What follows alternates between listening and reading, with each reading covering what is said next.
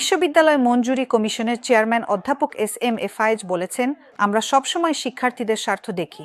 জগন্নাথ বিশ্ববিদ্যালয়ের শিক্ষার্থীদের দাবি মেনে নিয়েছে সরকার।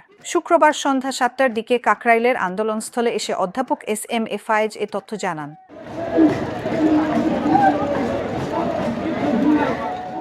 ইউজিসি চেয়ারম্যান অধ্যাপক এস.এম.এ ফায়েজ বলেন, আমরা সারাদিন এটা নিয়ে কাজ করেছি।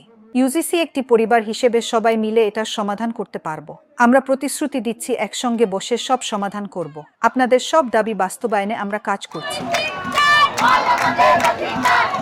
এ সময় ইউজিসি চেয়ারম্যান বিশ্ববিদ্যালয়ের দাবি আদায়ের জন্য গণ অনশনে অংশ নেওয়া শিক্ষার্থীদের পানি পান করিয়ে অনশন ভাঙান। এ সময় জবি উপাচার্য অধ্যাপক রেজাউল করিম বলেন, ইউজিসির সঙ্গে আমাদের মিটিং হয়েছে। আমাদের শিক্ষার্থীদের দাবি বাস্তবায়নের সিদ্ধান্ত নেওয়া হয়েছে। জবির পরিচালনা বাজেট বাড়ানোর সিদ্ধান্ত নেওয়া হয়েছে। আবাসন সংকটের কথা ভেবে দ্রুতই অস্থায়ী হল নির্মাণ করা হবে।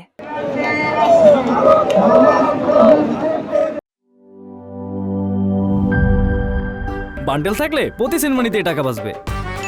বিকাশ সেনমানি বান্ডেল কিনে জিতুন প্রতি লেনদেনে।